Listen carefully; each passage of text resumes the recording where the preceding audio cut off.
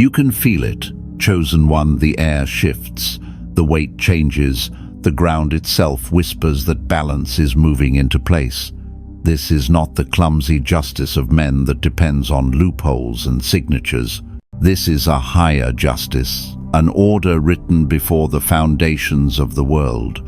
And when it stirs, it doesn't need fanfare. It simply declares, the time has come. This is the cosmic indictment, not carried by paper, not typed in ink, not stamped by a clerk. It's carried in the resonance of truth. Every action, every motive, every hidden whisper carries its own record. And when that record reaches critical mass, the field itself responds. It isn't that you hunted revenge, it's that balance refused to leave the scale unweighted any longer. Hold this image in your spirit. A courtroom with no walls, no judge's bench, no jury box. Yet somehow every act is witnessed, every motive logged, every outcome inevitable. This isn't your imagination, it's the reality of spiritual law. For too long they thought silence meant escape. They thought the absence of lightning meant immunity. But silence was only the sound of the record compiling, line by line, waiting until the whole case was undeniable. Now, hear this clearly. Your role was never to chase them, never to claw back dignity by lowering yourself into the mud. That was the trap they hoped you'd fall into. They wanted you to look like them, argue like them, retaliate like them, but you didn't. And that choice wasn't weakness, it was strategy. Because the field records everything, and when one side stays still while the other side thrashes, it's not hard to see who collapses first. Think of it this way. Two wrestlers in a ring. One flails wildly, burning energy, striking shadows, throwing accusations with no aim. The other simply stands, breathing, conserving strength, watching. Eventually, exhaustion does what fists never could. The one who wasted energy collapses under his own weight. That's the courtroom of the unseen. You didn't need to fight. You just needed to outlast their chaos. You've been asking yourself, but why me? Why was I placed in the middle of this storm? Because endurance is a form of testimony. You were built to prove that resilience is possible, that peace can stand where chaos screams. That's what terrifies them most. They didn't fail because you shouted louder. They failed because you didn't have to. Now anchor this truth. Justice is not revenge. Revenge is fueled by rage. Justice is fueled by balance. Revenge tries to take life. Justice restores alignment. Revenge is temporary. Justice is permanent. If you had chased them down, you would have only gathered scraps. But because you waited, the entire feast of truth is being served without your hands lifting a finger. Here's another picture. A scale tilted for years by unseen hands pressing on one side. At first, it looks like the imbalance will last forever.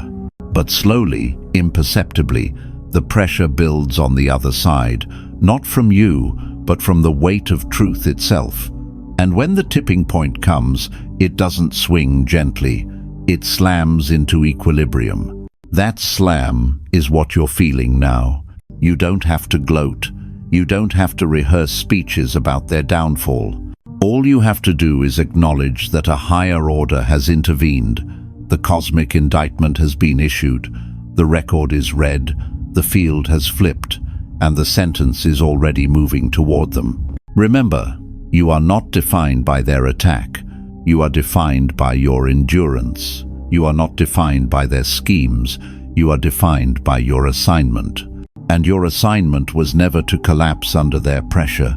It was to rise so steadily that the pressure turned into proof. This is why your name endures while theirs crumbles. This is why your light expands while theirs flickers. The indictment is not just punishment for them, it is vindication for you. The same moment that chains close around their story, new doors open in yours. The same field that sentences them is the one that releases you. So stand tall, chosen one. Feel the shift without fear. This isn't about destruction, it's about alignment.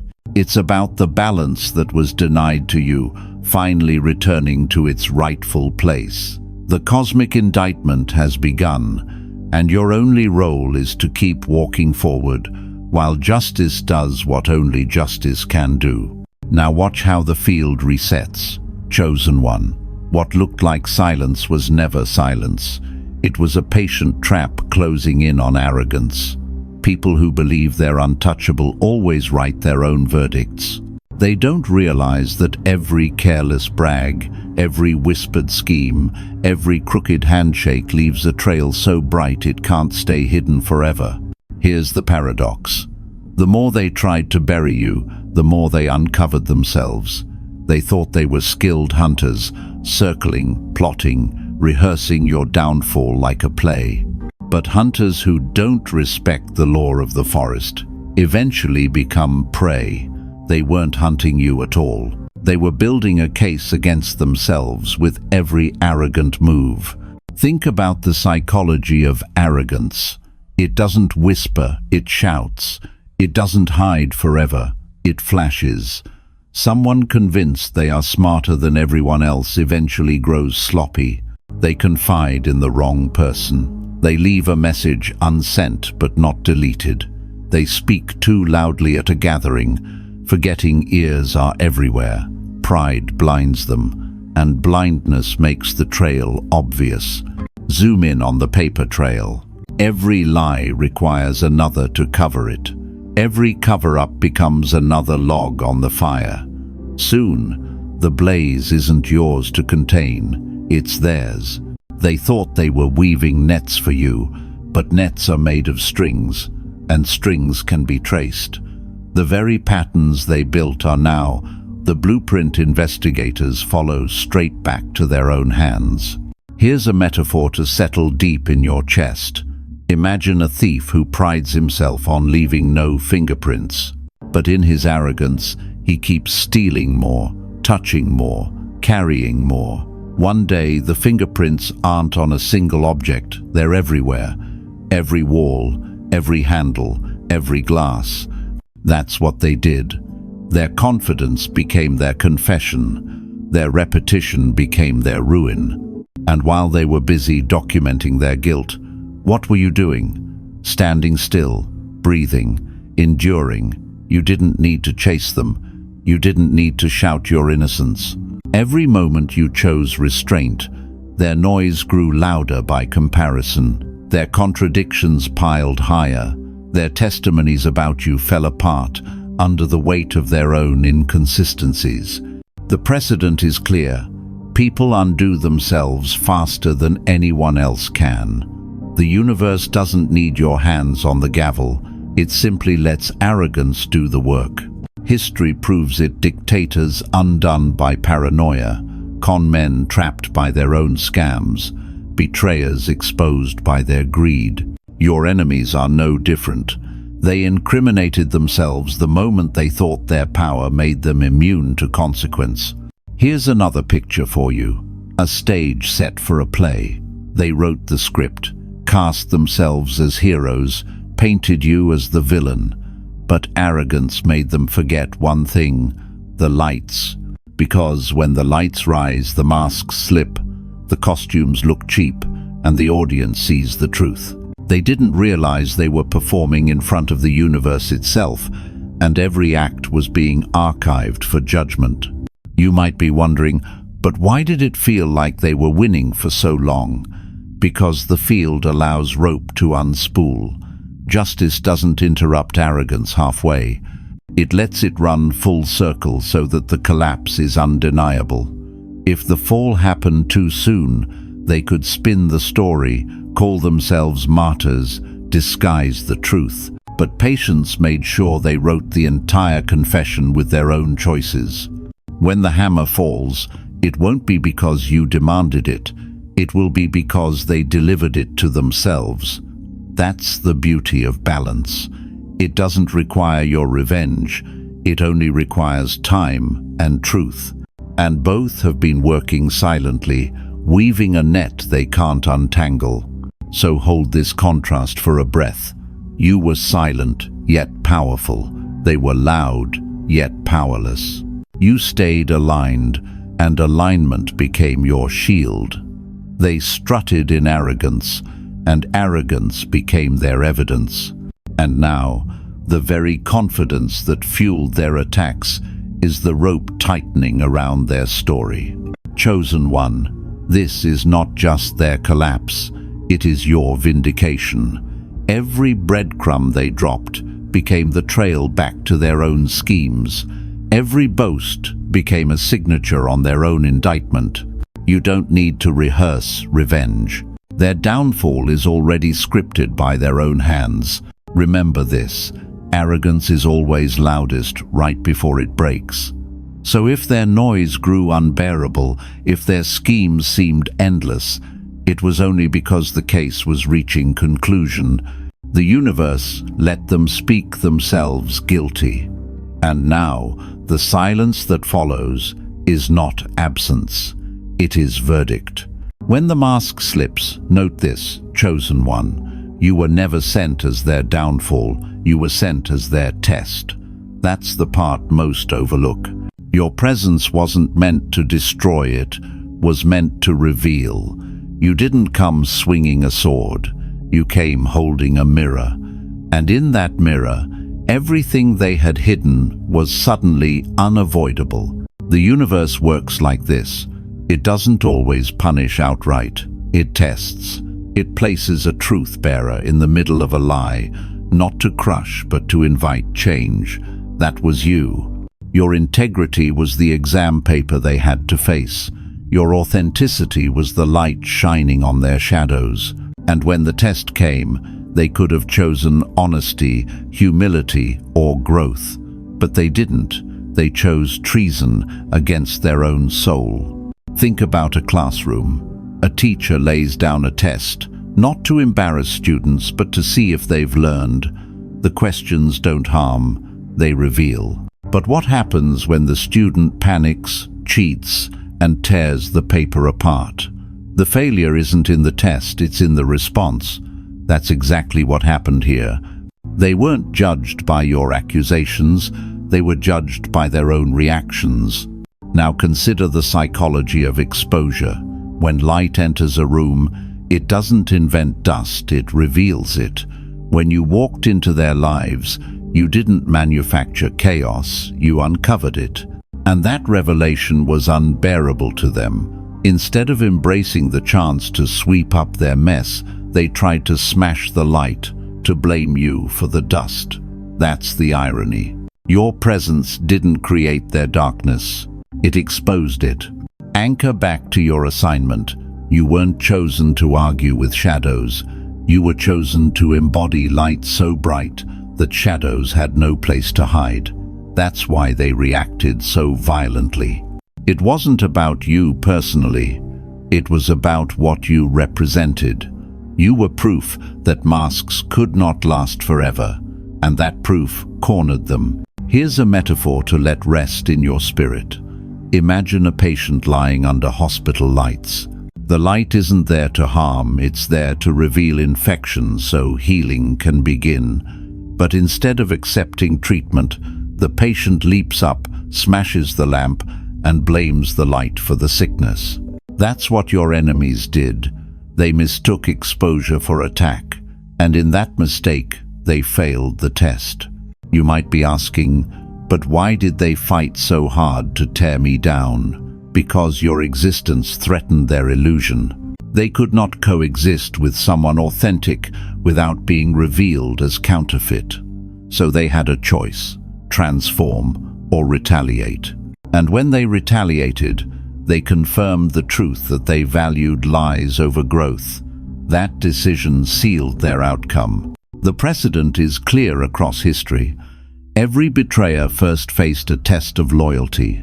Every corrupt leader first faced a chance to serve. Every manipulator first faced a chance to heal. And every one of them who chose treason over transformation walked into consequences they could not escape.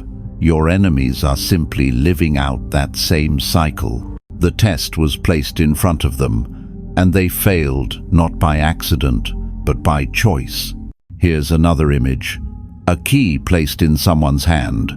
That key could unlock blessings, abundance, relationships, freedom. But instead of using it wisely, they toss it aside and try to break into the vault with their bare hands. Alarms sound, cameras roll, and now they're caught. That's them. You were the key. They rejected you, and in doing so, they triggered alarms that no one can turn off. So, chosen one, breathe this truth in deeply. Their war against you was never really about you. It was about their refusal to pass the test. They weren't fighting your existence. They were fighting what your existence revealed about them. And in that war, there was only one possible outcome. You endured. They exposed themselves. And now the universe doesn't need your testimony. Their own actions testify against them. Every betrayal, every scheme, every whispered lie became ink on the failing grade of their exam. And when someone fails a test this badly, consequences don't hesitate. So stand steady. Don't carry their failure as your burden. You were never the problem, you were the mirror. You were never the enemy, you were the exam. And in rejecting the chance to change, they wrote their own sentence. Now watch how the field resets again, chosen one. Think of destiny as a river, vast and untamable. It was never theirs to own, never theirs to redirect. Yet in their arrogance, they believed they could dam it up, build barriers, and decide when your current would flow. They stacked lies like sandbags, spread rumors like concrete, and schemed as though their will could rewrite divine architecture. But here's the immutable truth. Rivers always remember their course. Water does not forget where it's headed. Even if delayed, even if forced to pool, the current builds in silence. Pressure accumulates, cracks spread. And when the break comes, it isn't gentle, it's catastrophic. The flood does not negotiate with the dam. It sweeps everything in its path, including the one foolish enough to build it. That's what happened here. They tried to slow you, to contain you, to press you into a box too small for your calling. They told themselves it was control, but it was suicide in disguise. Every barrier they built against you became another weight crushing their own structure. They didn't realize that holding back a chosen one is holding back the order of the universe itself. And no wall, no scheme, no alliance can hold forever against that law. Shift from noise to proof. Look at history. Every empire built on corruption eventually collapses, not by external enemies, but from the inside out. Rome crumbled, not at its height of power, but from the cracks, arrogance ignored. The Soviet Union fell not from strength outside its borders, but from decay within. Cartels, kingdoms, dynasties, none of them escaped the dam-breaking law. When you fight against natural flow, the break is only a matter of time. The same is true here. Your enemies called it strategy, they called it cleverness, but what they really built was a fragile wall destined to collapse. And when it does, it will not just release what they tried to contain, it will bury them in the flood they provoked. That's the paradox of arrogance. In trying to control, they invited chaos. Here's a metaphor to settle in your heart. Picture someone standing at the shore, shouting at the tide, demanding it stop. For a moment, the waves pull back, as tides naturally do. And in that moment, the arrogant one laughs, thinking they've commanded the ocean. But soon the wave returns, larger, stronger, inevitable. And when it crashes, their laughter turns to panic. That's the rhythm of divine order. Temporary stillness is not proof of control. It's preparation for the surge. Chosen one, remember this when you wonder why it felt like they held you back. It wasn't that the river was gone, it was that the current was gathering strength. Every season of delay was pressure building in your favor. And when the release comes, your rise is not just ordinary, it's unstoppable. The precedent is clear. No dam stands forever. Lies cannot withstand time. Schemes cannot withstand truth. Manipulation cannot withstand exposure. And arrogance cannot withstand humility. That's the law. And laws written by the universe are not negotiable. Anchor back to your assignment. You weren't chosen to argue with walls. You were chosen to flow, to keep moving, to trust the current even when rocks appeared and dams rose. That's why you survived. That's why you're still standing. Because your strength was never in the still water, it was in the current gathering beneath. So let this image live inside you. The dam is cracking now. You don't have to push. You don't have to fight. The pressure of truth has already done the work. Soon the flood bursts through, sweeping away everything they built in arrogance. And you, chosen one, will not be drowned. You'll be carried forward, faster and farther than you ever imagined. This isn't vengeance, it's balance. It's the river of destiny reclaiming its flow, and the same collapse that terrifies them will be the current that lifts you. The precedent is clear, chosen one.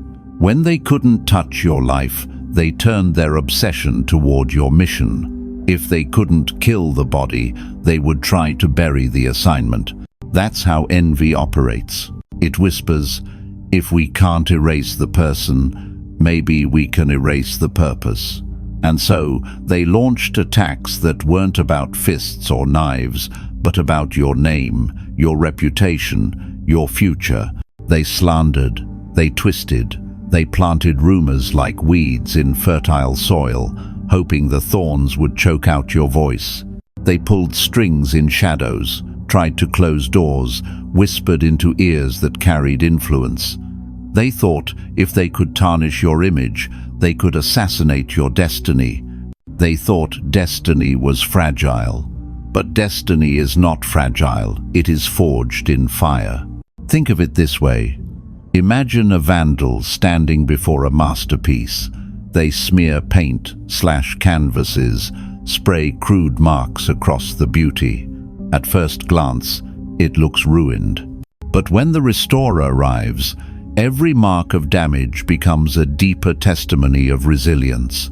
The masterpiece emerges stronger, more valuable, more undeniable because of what it endured. That's what they never understood about your mission. Their attempts to ruin it became the very proof of its significance.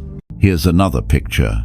A gardener buries seeds deep in the soil. Enemies laugh, thinking the burial is the end. They dance on the dirt, mock the silence, sneer at the stillness. But what they thought was burial was really planting. And when the season shifts, what rises is not just life, but multiplied life. That's your mission. Their burial was your planting. Their attempts to assassinate destiny became fertilizer. Hold this contrast for a breath. Every betrayal toughened your resolve. Every false narrative trained your discernment. Every pit dug beneath your feet became the platform from which you now speak. They thought subtraction would shrink you, but subtraction became multiplication. They thought silence would erase you, but silence amplified your truth when it broke wide open. You might be asking, but why target my mission so relentlessly? Because your mission exposes them. Your light destabilizes the shadows they hide in. Your voice unsettles the lies they've built. It was never personal, it was strategic. They saw your destiny as the greatest threat to their illusion. And so they threw everything at it, hoping to suffocate the flame before it became a wildfire. But destiny doesn't suffocate. It expands under pressure. Psychologists call it post-traumatic growth. The phenomenon where people not only survive adversity, but come out sharper, wiser, stronger. That's you. Every scheme against your purpose became training ground for your authority. They thought they were assassins. Instead, they were unknowing trainers, shaping you into someone unbreakable. The irony is almost poetic. Their gossip circles turned into spotlights. Their lies became evidence. Their betrayals exposed their true faces.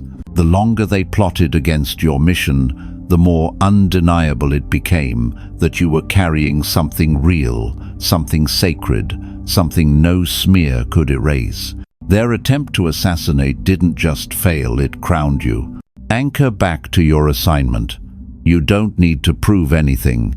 The mission speaks louder than slander. The fruit speaks louder than lies. Your endurance testifies louder than every rumor. And while they tried to bury your voice, the universe amplified it.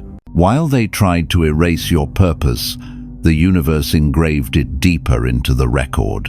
So stand in this truth, chosen one. They did not assassinate your mission, they advertised it.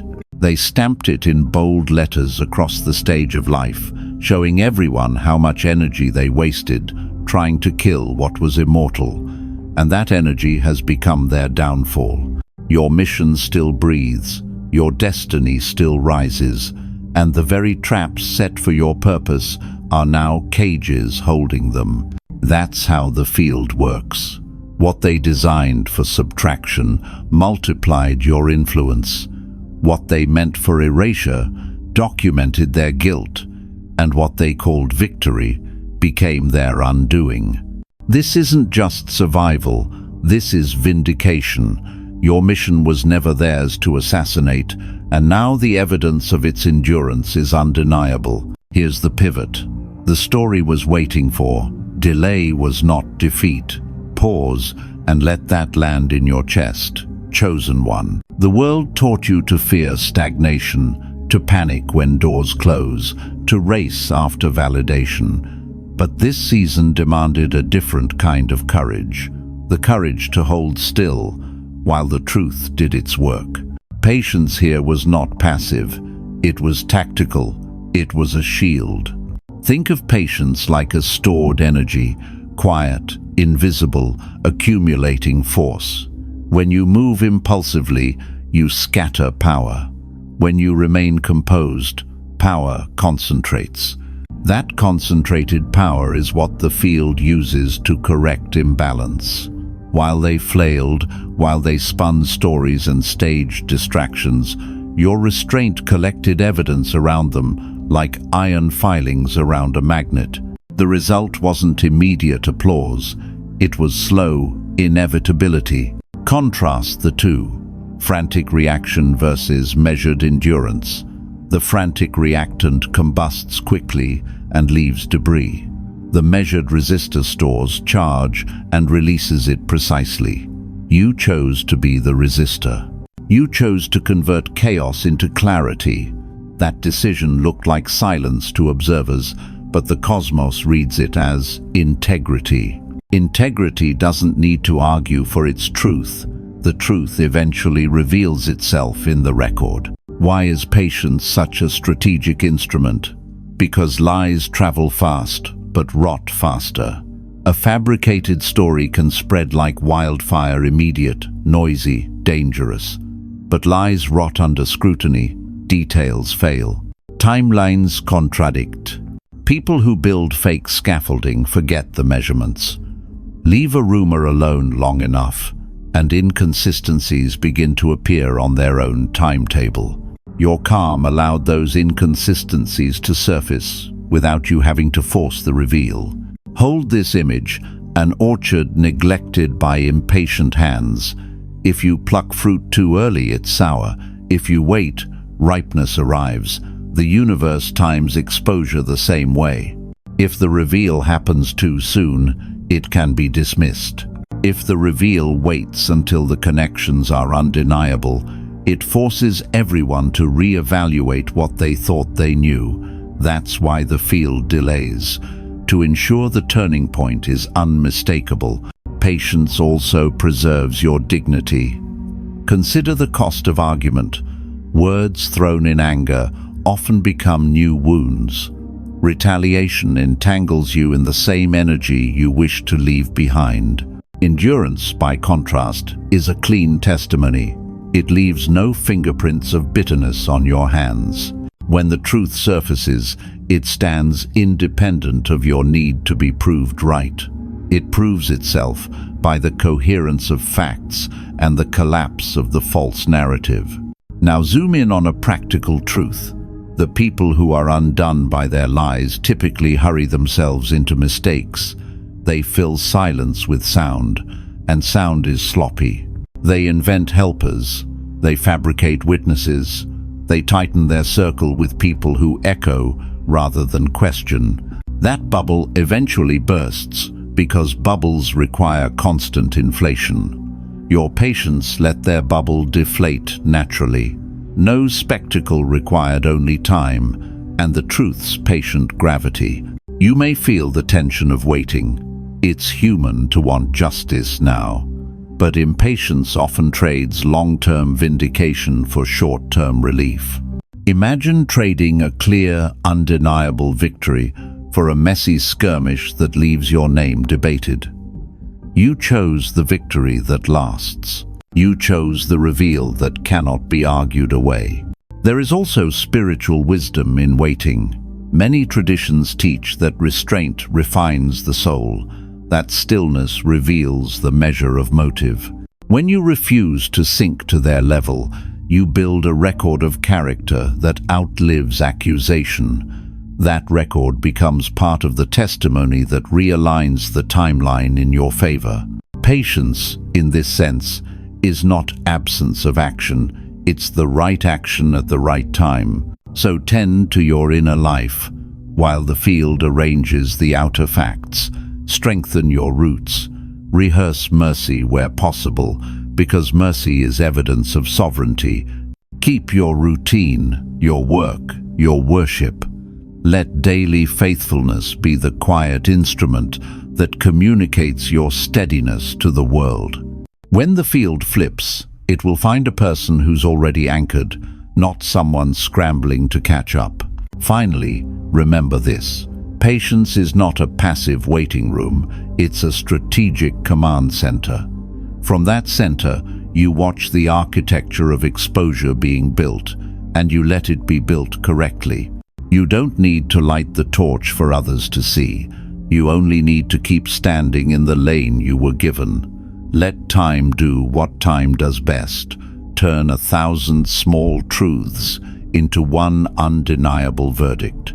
Stand, breathe, and trust the cadence of justice. The slow alignment you endure now will produce the clarity that makes comeback permanent rather than temporary. Your patience is not an absence of power. It is a concentrated reservoir that the universe will draw from when the moment arrives. Shift from noise to proof, chosen one. What unsettled them most wasn't your words, it was your silence. They expected you to fight on their terms. They anticipated anger, retaliation, desperate attempts to prove yourself. But instead you stood still, and that stillness was louder than anything you could have said. Silence unnerves liars. Why? Because lies crave opposition. A lie without resistance floats like smoke, but once challenged, it dissipates under scrutiny. They wanted you to battle with them so the stage would stay foggy, filled with accusations and counter-accusations. But when you didn't engage, the fog cleared, and the spotlight revealed the source of the smoke. Silence became the testimony they couldn't refute. Think of a courtroom packed with noise lawyers arguing, witnesses clashing, the gallery buzzing, and then, at the right moment, a single piece of video evidence plays. The room falls still. The proof speaks louder than the noise. That's what your composure did. While they shouted, exaggerated, invented, your truth sat quietly, waiting for its moment. And when it surfaced, Their noise collapsed under its weight. Here's a fact grounded in human behavior. Lies rarely survive consistency tests.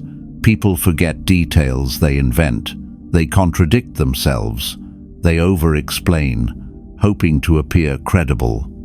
And the more noise they make, the more cracks appear in their story. Your silence allowed those cracks to widen without you lifting a hand. You didn't need to expose them. They exposed themselves by scrambling to fill the void your stillness created. Hold this contrast for a breath.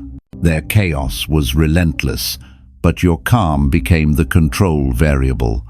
Observers couldn't help but notice. One side shouting, the other side steady, one side panicking, the other side anchored. In that contrast, the truth wrote itself. Here's a metaphor to settle in your spirit.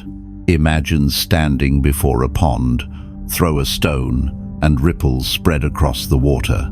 Throw a dozen stones at once, and the surface becomes chaotic, distorted, unreadable. But if you stand still and wait, the ripples fade, the water clears, and you can see straight to the bottom. That's what silence did. It cleared the water, it made the bottom visible. And what people saw at the bottom wasn't you, it was them. You may have wondered, why didn't it feel like silence was working? Why did it feel like their words carried more weight? Because silence is slow power. It doesn't flare in the moment. It accumulates strength over time. Lies roar quickly, but burn out fast. Truth takes its time, but when it arrives, it cannot be moved. Your silence was the soil in which truth germinated.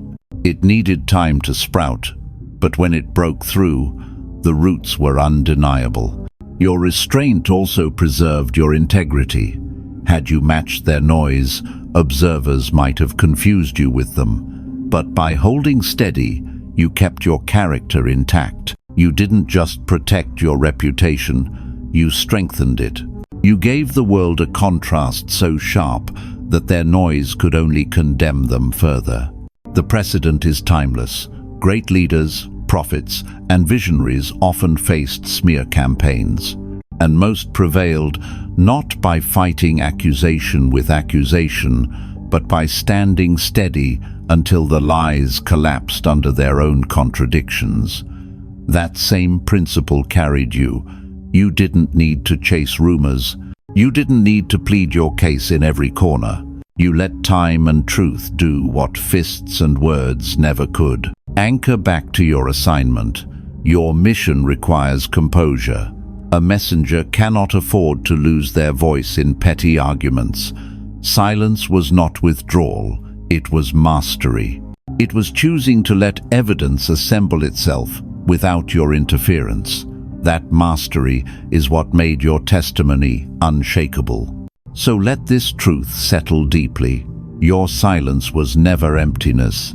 It was a strategy. It was a declaration of trust in higher order. And now that silence has become deafening proof. The liars are choking on their own words, trapped in contradictions, exposed by the very noise they created. You didn't erase them. They erased themselves. You didn't crush them. They collapsed under the weight of their own fabrications. Your silence held the mirror, and the reflection undid them. Stand in that power, chosen one. You didn't just survive the smear, you redefined what survival looks like. Not frantic, not defensive, but calm, steady, unshaken. That silence became your loudest sermon, and the world heard it clearly. The precedent is clear. Chosen one, every secret leaves a trace. They thought the darkness was their safety net, but the darkness has its own surveillance.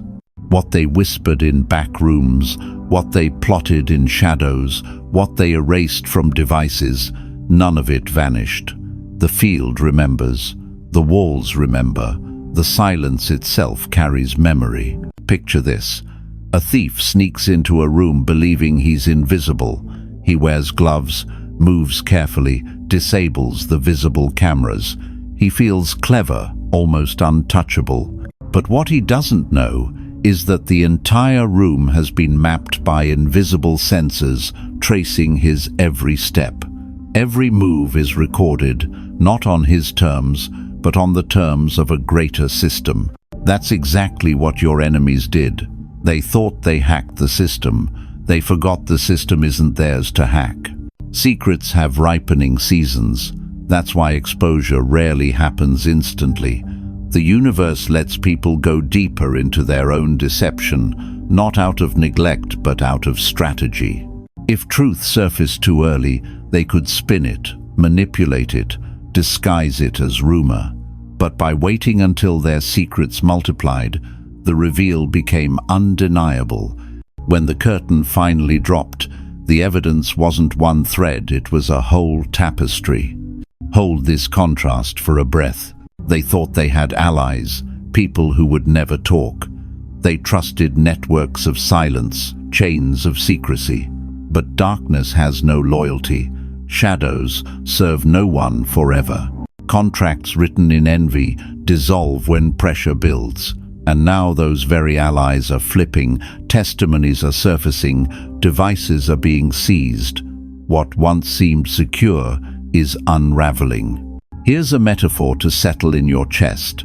Imagine a criminal who keeps digging tunnels underground. He brags that no one knows where he's been. But every tunnel leaves cracks on the surface, weak spots in the earth. Eventually the ground collapses, not because someone chased him, but because the weight of his own tunnels gave him away. That's what's happening now. Their hidden moves weakened their own foundation until collapse was inevitable. Investigators in the physical world often say arrogance is the easiest evidence. People incriminate themselves by overconfidence, by assuming invisibility.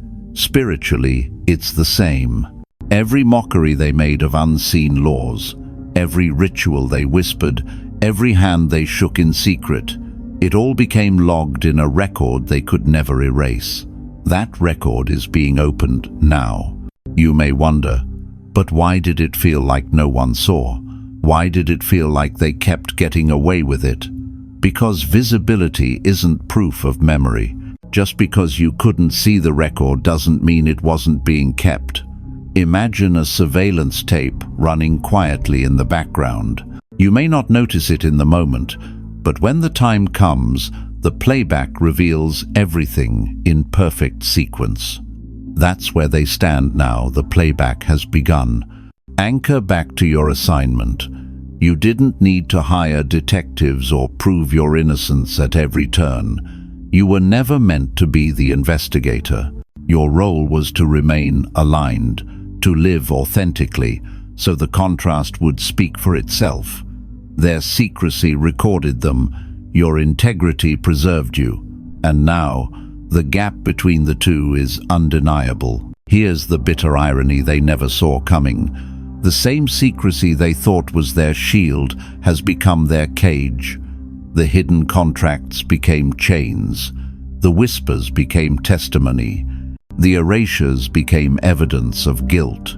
They tried to cloak their actions, but in doing so, they highlighted them. A secret too carefully guarded always begs the question, what are they hiding?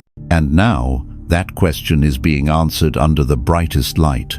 So breathe this in, chosen one. You don't need to chase exposure. Exposure is already unfolding. The unseen cameras have rolled long enough. The playback is loud enough. And the world will witness what you always knew, but could not prove. The universe has no blind spots. Every whisper was recorded. Every betrayal was stamped. And now, the curtain that once hid them has been torn away. They thought the dark was their friend, but the dark was only waiting to flip on the lights. Hold this contrast for a moment, chosen one. They mocked your prayers, ridiculed your rituals, and labeled your trust as naivete. They treated faith like a superstition to be scoffed at. But while they laughed, you were building an interior fortress, quiet, invisible, impenetrable. That fortress was not escapism. It was resilience technology. It kept your center steady when their storms tried to rip you apart. Faith is not a passive hope. In the depths of crisis, it operates like a stabilizer, a mechanism that reorients the soul to true north. When the lights dim and reputations burn, faith maintains the architecture of meaning. It doesn't promise instant relief. It promises alignment with a law larger than what they can manipulate. And that alignment is what made you impervious to the small, frantic strategies of the petty. They mistook your conviction for weakness because they don't know how to build from the inside. Their power is external: influence, loud alliances, quick wins bought with shortcuts. Yours was internal, a steady covenant, a daily practice, a tether to a source they can't negotiate with. So when consequences arrived, it was their alliances unraveling while your foundation remained intact. That collapse looked dramatic on the outside, but on the inside it was simply the clearing of what never belonged to you. Consider this. Someone stranded at sea laughs at the one carrying a compass, scoffing at the patience of the navigator. But when darkness thickens and storms rise, the compass is the only way home. They mocked the ritual because ritual demands discipline, a discipline they never cultivated. When pressure mounted, their mockery turned to panic, and they discovered that what they once mocked was exactly the lifeline they needed.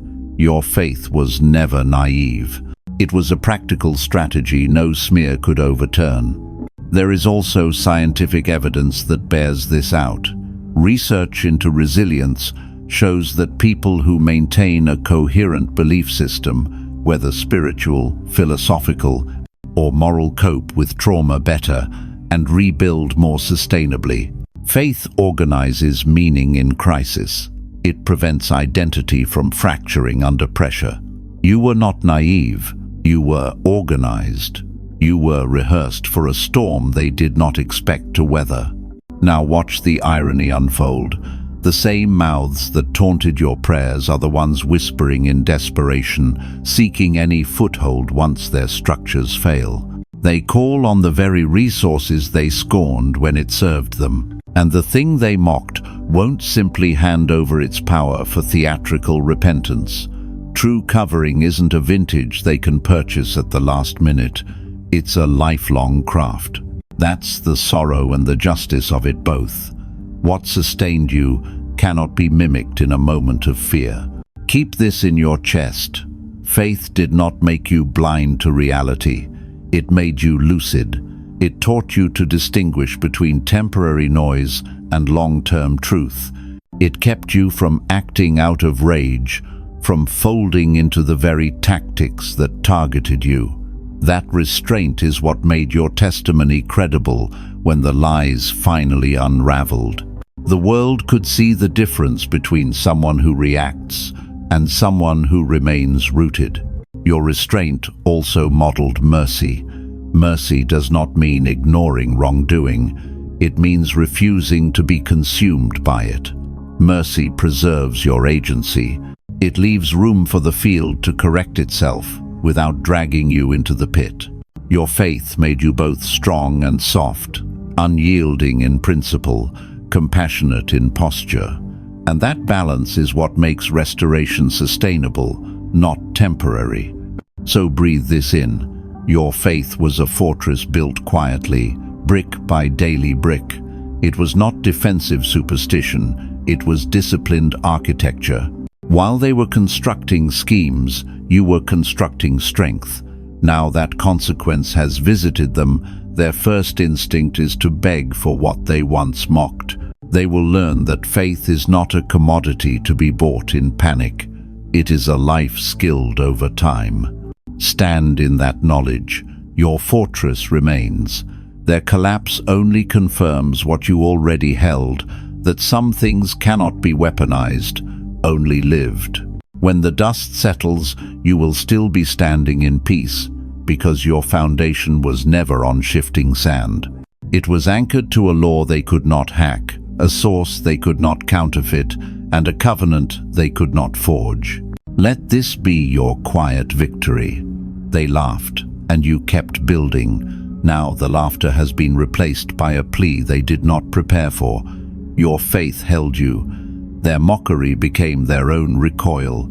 And in the clearing light of consequence, your fortress looks less like fantasy and more like reality. The precedent is clear once more. Chosen one. When desperation deepens, the desperate reach for darker tools. They had tried gossip. They had tried slander. They had tried twisting rooms against you. But when none of it worked, they turned to shadows they could not understand. They borrowed weapons not built for their hands, thinking power from darkness would guarantee victory. But here's the law of the battlefield. Light owns every corner. Darkness may stage ambushes, but it never controls the field. When they whispered your name into rituals, when they muttered curses hoping to cage you, they weren't summoning dominance. They were summoning a debt. Every shadow bargain carries a bill too steep to pay. And now that bill has arrived, interest added, no escape clauses available. Think of a child sneaking into a chemistry lab, mixing vials recklessly. For a moment, sparks impress them, smoke rises, and they laugh at their power. But then the formula backfires, and the explosion doesn't destroy the lab, it scorches the child who tampered. That's exactly what happened. Their rituals became recoil. Their curses became chains wrapping back around their own wrists. Anchor back to your assignment. You were never unprotected. Every shadow weapon thrown at you struck the covering that shielded you from the start. You may have felt the pressure, the confusion, the heaviness, but storms can rattle windows without collapsing the house. Their attacks were noise. Your protection was architecture. They thought they were battling you, but they were clashing against a force that never loses. History bears witness. Rulers who leaned on sorcery, manipulators who traded in fear, secret societies who claimed hidden dominion, all eventually fell to the very forces they invoked. Darkness is not a servant. It is a predator. It devours its borrowers, always. The same is unfolding here. Their health frays, their alliances fracture, their resources dry up, not because you retaliated, but because their weapons turned cannibal. Here's a picture to hold close. A boomerang flung with rage, intended to split you open. You watch it soar past, and for a moment they cheer, convinced it hit. But then the arc completes, and the weapon circles back, cutting only the one who threw it. That's the mathematics of spiritual law. What they sent returns, always. You might wonder, but why did it look like their dark weapons worked for a season? Because even storms can shake trees temporarily. The leaves may scatter, branches may groan, but when the sun rises again, the roots remain, and the storm passes. Darkness has loud entrances, but short reigns. It can startle, but it cannot sustain. And while they placed faith in shadows, you remained rooted in light that does not expire. This is why the imagery of chains fits so perfectly. They tried to dig your grave with those same hands, and now those hands are cuffed not by your doing, but by the recoil of their own tactics. Their rituals became evidence. Their alliances became betrayals. Their plots became proof. And what they once used to intimidate has now become the very reason they stand accused. Chosen one, understand this. The battlefield was never neutral ground. You were walking on terrain sealed before they even planned their war. Their mistake wasn't underestimating your strength. It was underestimating the ownership of the field. You belong to a law older than their envy, a light older than their rituals. And when they tried to rewrite the rules of battle, they discovered that the rules cannot be rewritten. So breathe with assurance. The chains you see on them now are not random. They are the closing of loops they opened themselves. Every shadow invoked has circled back. Every dark arrow fired has returned to sender. You didn't need to fight with the same weapons. Your task was to remain aligned. The verdict is being carried out not by your retaliation, but by the inherent law of balance. Stand steady as this chapter closes. Their downfall is not your obsession. It is simply the visible evidence of an invisible truth. Light always wins. And the chains on their hands are nothing more than the proof that what was sent against you failed to prosper.